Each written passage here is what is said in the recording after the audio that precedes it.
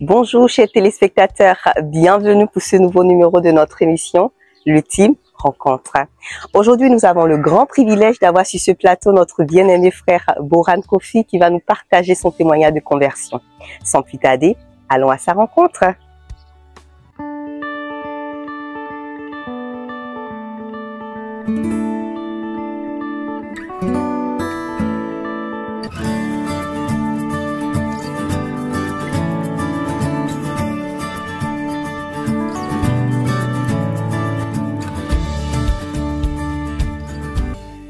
Bonjour Kofi. Bonjour Mylène. Merci beaucoup d'avoir répondu à notre invitation. Merci également pour l'invitation. Alors, avant de commencer, j'aimerais bien que tu te présentes voilà, à tous ceux qui nous regardent en ce moment. Ok, je suis donc Firmin Kofi. Je suis chargé d'études d'actuariat. Je travaille donc à Generali. Et donc ce matin, je suis là donc pour vous témoigner donc mon histoire de conversion. Et je suis très heureux d'être sur le plateau. Ah bah, tu nous l'as partagé. Alors, à un moment de ta vie, il y a quand même ce point, que je dirais ce point noir, de l'immoralité sexuelle qui a failli détruire, on va dire vraiment, tes études, détruire ta vie en elle-même jusqu'à ce que tu rencontres le Seigneur Jésus-Christ. Est-ce que tu peux nous en parler plus en détail, que nous comprenions un peu qu'est-ce qui s'est réellement passé et quel a été vraiment ce chamboulement qui a changé la trajectoire? Oui, en effet, dans ma vie, et c'est parti de mon enfance. D'accord. J'ai grandi dans une famille, je dirais chrétienne, parce que mon père chrétien, responsable de l'église catholique à l'époque. Donc, personne n'était obligé d'aller à l'église, mais il aimait quand on l'accompagnait à l'église du coup. Et moi, je l'accompagnais à l'église de temps en temps, et c'est comme ça que j'ai commencé à fréquenter l'église. Entre-temps, oui, l'église catholique. Okay. Entre-temps, j'ai grandi donc avec des amis, des proches qui étaient plus grands que moi. Et donc, qui avaient à ce moment accès donc à certaines revues pornographiques qu'ils regardaient. Et moi, j'ai commencé à partir de là aussi à regarder avec ces revues pornographiques avec eux. Donc, on apprenait à comment regarder, comment voir les femmes nues, faire le sexe. En tout cas, je regardais des choses avec eux. Et c'est comme ça que j'ai grandi. C'était à partir de quel âge approximativement? Alors, j'avais aux alentours, je crois, CM2, 10 ans environ. Ouais, approximativement. Jeune, hein. Ouais. Évidemment. Et donc, après ça, j'ai eu donc l'admission pour le collège. J'ai rejoint une famille catholique qui m'a accueilli. Dans cette famille, je vais rappeler un peu l'histoire de cette famille. C'est une grande famille de plus de 11 enfants et très grande famille en plus, avec des petits-enfants qui sont là. Donc, il y avait presque tous les mouvements religieux du catholique dans cette famille. Il y avait les CVAV, il y avait les choristes, il y avait les petits séminaires, il y avait presque tout. Et donc, je suis entré dans cette famille. On m'a entraîné également aussi dans l'église catholique dans laquelle j'ai grandi. Je me suis intégré aussi également dans la chorale pour voilà, continuer l'activité que j'avais commencée quand j'étais avec mon père. Mais l'immoralité sexuelle continuait. Je vivais dans le péché. Chorale, hein. Oui, dans la chorale, je vivais dans le péché. Et c'est à partir de ce moment que j'ai commencé à rencontrer mes premières rencontres, je dirais rencontres avec les filles et faire connaître les filles de manière voilà, charnelle. Et j'ai commencé à commettre le péché de la fornication dans ce temps, à regarder la partie des films pornographiques que je regardais. Et j'ai commencé à essayer avec les filles. Et donc j'ai commencé à rencontrer des filles, à rencontrer des filles. C'est vrai que cette famille, voilà, essayait de nous mettre sur les voies pour ne pas qu'on déraille un peu de ce côté. Mais le fait que je regardais les films pornographiques, ça suscitait le désir d'aller chercher les filles. Et donc j'ai commencé à chercher les filles, à coucher avec les filles. Et c'est à partir de 6e que j'ai connu ma première relation sexuelle et qui a continué après, la suite. Donc, même étant catholique pratiquant, de ce que j'avais compris, hein, donc même étant dans l'église catholique, étant fervent, voilà, ça ne t'avait pas du tout empêché de vivre l'immoralité sexuelle, d'avoir des copines. Absolument pas. Même avec les prêches qu'on recevait, les conseils qu'on recevait de ceux avec qui on marchait, ne m'ont pas empêché de vivre dans l'immoralité sexuelle, parce que j'avais accès à tous ces éléments, comme je l'avais cité, les films pornographiques, et donc je continuais de regarder ces films pornographiques seul. Je les regardais avec les amis, je les regardais aussi également. Donc on a commencé à apprendre à aller chercher les filles et à reproduire ce qu'on avait vu dans les films pornographiques sur les filles. D'accord. Et quand est-ce que le déclic va se faire? Et en vivant cette vie-là, est-ce que tu étais satisfait? Est-ce que tu te sentais bien dans cette peau? Déjà, c'est important de connaître ton état. Comment tu étais quand tu vivais cette vie? Est-ce que tu étais heureux? Est-ce que tu te sentais bien? Est-ce que tu étais vraiment dans ta peau quand tu le faisais? Bah, il n'y avait pas vraiment de joie parce que tu allais à l'église, tu partais prier et tu revenais le samedi, le soir, et tu rencontrais des filles avec qui, voilà, tu commettais la fornication. Il n'y avait pas de joie dans cette vie, en fait. C'était, voilà, une vie de débauche, une vie de péché, une vie, voilà, qui ne plaît pas à Dieu, qui ne te plaît pas toi-même, parce que tu sors de là misérable, en fait, dans cette vie-là. Et j'étais pas heureux, en tout cas, dans cette condition. Après, il y a des choses qui sont arrivées parce que quand j'ai commencé à commettre ces péchés, j'ai commencé à voir d'autres choses. Les oppressions ont commencé. La minute, j'étais poursuivi. Il y avait plein de trucs qui se produisaient dans ma vie que moi-même je comprenais pas. Voilà, j'avais pas d'explication de façon particulière, mais je savais que c'était voilà dû au fait que j'étais livré à moi-même, livré au péché, et j'étais séparé de Dieu. Ah bah c'est très intéressant. Tu avais quand même cette notion-là que ce que tu faisais, voilà, tu sentais en toi que c'était pas la bonne chose. Tu sentais que tu n'étais pas sur le bon chemin. Ouais. Voilà, et ce que je comprends, c'est que tu ne savais pas du tout comment t'en défaire. Oui. C'était comme des chaînes, en fait, comme Oui. une emprise. Tu voyais que tu n'étais pas sur le bon chemin, mais tu étais comme emprisonné, tu ne savais pas comment sortir de là. Exactement. D'accord. Et quand est-ce que le déclic va se faire? Alors, le déclic se fait en classe de terminale. Dieu faisant grâce, la CMCI est une église qui est, je veux dire, un peu répandue partout. Dans les missionnaires, voilà, on a dans les administrations, on a les frères qui portent l'église quand ils arrivent dans une localité. Et c'est comme ça qu'un professeur de mathématiques qui m'a eu en terminale, que j'aime bien, ah ouais? Oui, c'était un pasteur de la CMCI, on ne savait pas du tout. Mais il y a certains camarades de la classe qui le connaissaient en tant que pasteur. Donc à chaque fin de cours, ils lui posaient quelques questions sur l'existence de Dieu. Donc c'est les philosophes, ils se disent qu'ils sont les philosophes. Donc ils aiment titiller un peu le prof pour voir sa réaction par rapport à la foi chrétienne. Donc c'est comme ça que j'ai découvert que ce monsieur était un professeur. Et à la suite, l'un des étudiants qui posait ces questions a cru avec lui à la CMCI. C'est comme ça que moi j'ai rencontré la CMCI. Parce que la CMCI, je l'ai rencontrée de façon, moi c'est un processus, ça n'a pas été tout de suite et la repentance. Donc c'est à partir de là que j'ai découvert qu'il y a la CMCI qui existait, effectivement avec le prof. Et un jour, il m'a invité dans son église avec notre ami et nous sommes allés au culte de dimanche. On a été au culte le dimanche, il a prié pour nous et après il m'a demandé est-ce que tu veux donner ta vie à Jésus. Je lui ai dit non, je ne suis pas encore prêt. C'est comme ça que je suis sorti de là. Mais j'avais déjà rencontré des gens, des frères qu'ils voyaient dans le quartier, qui travaillaient à côté de moi, que je savais qu'ils étaient dans cette église-là en question. Donc souvent je passais les saluer, et je les rencontrais, enfin on discutait ensemble. Donc, mais sauf que je n'allais pas, voilà, j'étais pas encore prêt à décider de faire la repentance. D'accord. Mais qu'est-ce que tu avais remarqué sur ces frères-là que tu voyais, qui étaient de cette communauté? Est-ce qu'il y avait un changement de vie? Est-ce que tu voyais la différence par rapport à toi? Et honnêtement, il y avait un changement parce que c'est l'étudiant en question que je connaissais dans ma classe avait changé. Parce qu'il avait des petites copines et il avait abandonné ses petites copines. Bon, il faisait pas plein de choses avec nous, enfin, c'était quand même un peu plus proche de nous, mais il faisait pas plein de choses avec nous parce qu'il disait qu'il était chrétien. Donc on se disait, mais pourquoi tu es devenu comme ça? Parce que tu as changé des choses. C'est vraiment les choses, on lui faisait des reproches à chaque fois. Et voilà, il avait vraiment changé. Et les autres que je connaissais, c'était des gens que je connaissais juste comme ça, mais j'avais pas de relation de façon profonde dans leur vie pour que je sache s'il y a des améliorations, il y a des changements. Non, non, là je le savais. Mais par contre lui, je le savais parce qu'il avait déjà changé, il avait changé. Il ne trichait plus en classe, il était sérieux, il était vraiment quelqu'un voilà discipliné. Il avait commencé, il lisait sa Bible, il priait, c'est quelque chose que moi je ne faisais pas. Donc voilà, il y a vraiment un grand changement. Ouais. D'accord. Et c'est ça qui t'a vraiment motivé à te dire que non, il faut que je fasse comme lui, il faut que je décide parce qu'à un moment donné, tu peinais à changer de trajectoire quand le professeur t'avait proposé de donner ta vie à Jésus. Tu étais un peu lent dans ces décisions. Qu'est-ce qui t'a vraiment motivé à faire le pas? Alors, c'est plusieurs choses parce que déjà, je voulais être sérieux envers Dieu. Et donc, pour cette raison, je me suis baptisé donc à l'église catholique. On m'a proposé plusieurs fois de faire le catéchisme. Ils ont même tout fait pour que je fasse le catéchisme, pour que je me fasse baptiser. Mais j'avais refusé parce que je voulais être sérieux avec Dieu. Et parce que tu savais que, oui, je savais qu'au fond de toi, la vie que je menais, voilà, n'était pas sérieuse. Donc, il fallait vraiment un engagement sérieux avec Dieu. Et donc, j'ai attendu jusqu'à ce que je rencontre ce professeur. Mais après, pour m'engager, c'était un peu difficile. Voilà, je voulais pas m'engager tout de suite.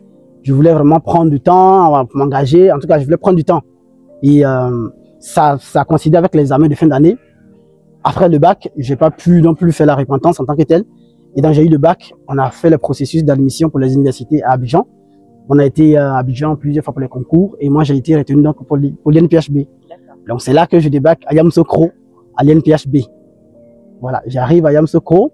Et quand je partais, j'ai informé le pasteur que je partais à Yamoussoukro. Lui aussi, il a pris son téléphone. Il a appelé le pasteur de Yamoussoukro pour lui dire que j'ai quelqu'un qui arrive, que je connais, un étudiant que j'ai eu dans mon école, qui a été admis donc à l'INPHB et qui vient donc à Yamoussoukro pour les études. Donc, c'est comme ça que je rencontre le pasteur Tala, je rencontre pasteur Abil Gogwa, pasteur Cyprien, voilà, plein de pasteurs que j'ai rencontrés donc à Yamoussoukro durant mon année universitaire. Ça, c'est très intéressant. Et c'est à Yamoussoukro que tu vas réellement faire la paix avec le Seigneur, que tu vas décider de mettre tout en ordre? Alors, je fais un semblant de paix avec le Seigneur parce que ça n'a pas été très profond. Parce que j'ai fait une repentance à la légère, voilà, comme je connaissais la CMCI, je connaissais les principes. Donc, il fallait, voilà, faire une repentance pour marcher avec les frères. Donc, j'ai fait la repentance comme ça et puis j'ai recommencé à marcher avec les frères, à adorer avec les frères, à prier avec les frères. Mais c'était pas une vraie repentance en tant que telle. Voilà, parce que j'avais déjà entendu qu'il fallait se repentir de ses péchés. Je l'ai fait à la hâte, on m'a baptisé, mais c'était pas vraiment la vraie repentance que j'avais faite. D'accord. Et la vraie repentance, tu vas vraiment l'expérimenter où? Alors, en 2013, donc j'arrive à Abidjan, en 2013, et suite à mon échec scolaire donc, à l'INPHB, qui a été un événement marquant dans ma vie, parce que j'ai échoué, je disais, difficilement, j'ai accepté cet échec-là, difficilement. Et quand je suis arrivé à Abidjan, et j'avais décidé de ne plus aller à l'église, j'avais décidé de faire une autre vie. Et entre-temps, quand j'avais rencontré le pasteur, je vais rappeler, c'était fait très important, j'ai rencontré le pasteur de Yamoussoukro, de Kounfao, et ma grande sœur qui était venue donc d'Abidjan, qui avait un souci, elle était malade, elle était presque même à la mort, parce qu'on avait pronostiqué qu'elle allait mourir. Et donc quand j'ai rencontré le pasteur, je savais qu'il était sérieux, et je l'ai recommandé au pasteur pour que le pasteur prie pour elle. Et effectivement, le pasteur a prié pour elle, elle a été guérie. Donc, elle a vu la main de Dieu dans sa vie. Donc, quand je suis arrivé à Abidjan et que j'avais décidé... Le même pasteur de la CMCI. De la CMCI, oui, justement. Et quand je suis arrivé à Abidjan et que j'avais décidé de ne plus aller à l'église, ma grande sœur ne comprenait pas pourquoi j'ai décidé de ne plus aller à l'église. Elle me dit non, c'est pas possible. Parce que c'est toi qui m'as envoyé voir le pasteur qui a prié pour moi. Aujourd'hui, je suis en vie. C'est grâce à toi et grâce à ce pasteur. Mais pourquoi tu me dis que tu peux aller à l'église? C'est pas possible. Donc, c'est comme ça que je discutais avec elle de temps en temps. Et elle avait déjà rencontré le pasteur Diaïchal, qui est aujourd'hui mon fidèle disciple.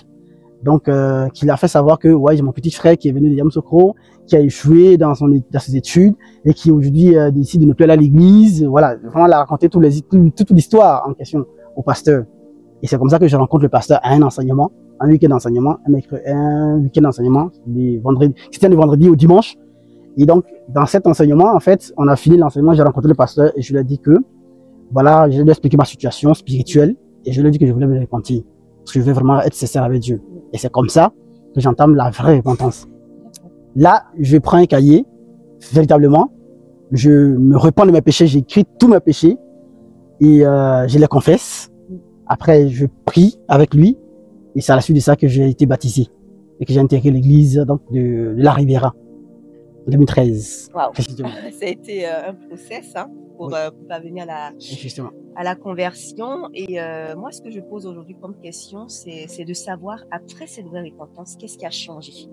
Est-ce que tu as noté des changements? Parce que tu parlais du fait que tu étais beaucoup pressé, même étant très intelligent, parce que pour aller à l'INPHB, il faut quand même être très intelligent. Donc, étant très, très intelligent, tu as quand même échoué. Et ça a été très difficile pour toi. Donc, il y a eu tous ces combats-là que tu as rencontrés. Et après la vraie repentance, qu'est-ce qui s'est passé réellement dans ta vie? Quelles sont les remarques que tu as pu faire? Ok. Il y a eu beaucoup de changements, notamment dans ma vie personnelle. Il y a eu beaucoup de changements, beaucoup de transformations. D'accord. La délivrance du péché a été une réalité parce que j'étais attaché aux films pornographiques. Et quand je me suis repenti, donc du coup, j'ai abandonné toutes ces choses, les films pornographiques, j'avais abandonné ça. Les petites copines que j'avais dans le monde, je les ai abandonnées. Donc, j'avais mis fin à ces relations. Plus jamais même les revenir dans ma vie encore, ces relations. Waouh. Donc, de façon spontanée. Oui, j'avais mis fin à ça. Mais, je traînais quelque chose qui était plus difficile. C'était l'échec que j'avais subi. Et l'échec que j'avais subi, en fait, en gros, la base de cet échec, c'était lié à des problèmes spirituels. Et donc, quand je suis arrivé, que j'ai vu cette réalité, je me suis dit, il faut que je sois sérieux envers Dieu. Parce que c'est quelque chose qui me peinait en fait. C'est difficile à accepter. Mais si je suis pas sérieux avec Dieu, c'est difficile de trouver la solution à ce problème-là. Et c'est comme ça que je me suis engagé dans l'église en tant que disciple. J'ai commencé à gagner les âmes, à prêcher l'évangile, à gagner les âmes, à bâtir des disciples. En tout cas, ma vie avait changé. Ma vie avait réellement changé. Vraiment, j'avais senti cette paix profonde avec Dieu, cette marche avec Dieu, cette vie avec Dieu. Je l'avais. Et je marchais avec les frères. J'étais heureux. Je vivais même, par la grâce de Dieu, le Seigneur m'a fait grâce. Dieu m'a permis que je vive avec le pasteur Bienchel. Donc, il m'a mis chez lui à la maison. Et c'est comme ça que j'ai rencontré donc sa famille avec lui. Donc, j'ai grandi dans cet environnement aussi où les gens, tout le monde était engagé. Donc, voilà, ça m'a amené aussi à m'engager, à servir Dieu. Donc, j'étais vraiment très heureux avec lui et à servir Dieu. Et il y a eu il y a eu des changements, énormément de changements dans ma vie. Waouh. Et je connais la suite. Le Seigneur t'a ouvert de grandes portes. Tu t'es retrouvé en France. Aujourd'hui, tu as fini tes études. Tu travailles dans une grande entreprise. Voilà ce que le Seigneur a fait dans ta vie. Alléluia. Et nous disons merci au Seigneur pour cette grâce, ce privilège qu'il m'a accordé de rencontrer Jésus-Christ, de me transformer, de me permettre de pouvoir marcher en tant que chrétien, et de demeurer ferme jusqu'à ce jour. Parce que le Seigneur Jésus-Christ a été avec moi. Il y a eu des hauts et des bas, mais le Seigneur Jésus-Christ a été fidèle dans sa parole et il est avec moi. Il a permis qu'aujourd'hui je sois en France et que je travaille dans cette entreprise. Donc, voilà, j'ai ce niveau que j'ai aujourd'hui. Je dis merci à Dieu et c'est grâce à lui que j'ai toutes ces choses-là. Merci beaucoup, Firmin. C'est un plaisir, en tout cas, de t'avoir sur ce plateau. C'est un témoignage très, très émouvant, très touchant, rempli d'enseignements. Et si tu as eu l'occasion d'entendre ce témoignage, sache que ce n'est pas encore la fin. Si tu traverses cette même situation, le Seigneur Jésus-Christ l'a fait pour Firmin. Il peut également le faire pour toi. Donc, n'hésite pas à prendre contact avec nous pour qu'on puisse t'accompagner dans ces démarches. Firmin, qu'est-ce que tu as dit à ces personnes-là qui t'écoutent aujourd'hui par rapport à ton témoignage? Un petit mot, même d'encouragement, une petite conclusion. Un dernier mot, je dirais aux personnes qui nous écoutent aujourd'hui que c'est encore possible que le Seigneur délivre. Il libère de la captivité, il délivre du péché. Et c'est une réalité. Si tu es encore attaché à quelque chose, à un péché quelconque qui te ruine, qui te détruit, sache qu'il y a une solution. La solution, c'est Jésus-Christ. Si tu donnes ta vie, tu seras transformé, tu seras délivré, tu auras la vie éternelle. Et en plus encore, il te donnera tout ce que tu veux parce que le Seigneur Jésus-Christ ne promet pas seulement que le salut, il promet le salut total et complet. Donc, si tu nous écoutes aujourd'hui, je pense que tu es à la bonne place et probablement que tu cherches la vérité. Donc, tu as rencontré des gens qui te partagent leur témoignage de conversion, de transformation et le Seigneur a fait de grandes choses. Je pourrais peut-être un jour vous raconter aussi également mon histoire de la délivrance, de la sorcellerie et de ce que le Seigneur a fait, de la délivrance et précisément de l'échec scolaire pour que je sois là aujourd'hui. Donc, soyez bénis et merci pour la vidéo. Avant de nous quitter, j'aimerais quand même qu'on puisse élever un petit moment de prière. Firmin, tu pries avec moi pour toutes ces personnes qui ont quand même écouté ce témoignage, qui nous ont suivis. Et je souhaiterais qu'on élève un petit moment de prière avec ces personnes-là. Prions ensemble. Seigneur, nous te rendons grâce et nous te bénissons pour le temps que tu nous donnes. Nous te bénissons pour le témoignage. Nous prions au nom de Jésus-Christ que ces personnes qui nous ont écoutés en ce jour, en ce témoignage, rencontrent Jésus-Christ. Nous prions que la parole qu'ils ont entendue et ces témoignages qu'ils ont entendus demeurent dans leur cœur, produisent du fruit. Nous prions que tu bénisses quiconque prendra le temps de suivre ce témoignage. Et nous prions que la rencontre avec Dieu soit véritable et que la vie soit transformée et que la vie soit réelle avec Jésus-Christ. Nous bénissons le Seigneur pour ta grâce, pour ta vie, pour ce que tu fais dans la vie de ceux qui nous écoutent en ce matin. Que le Seigneur les bénisse. Au nom de Jésus-Christ. Amen. Amen. Merci à vous, chers téléspectateurs, de nous avoir suivis. Rendez-vous pour un prochain numéro plus palpitant que celui-ci. Restez connectés et n'oubliez jamais, Dieu vous aime. Alléluia.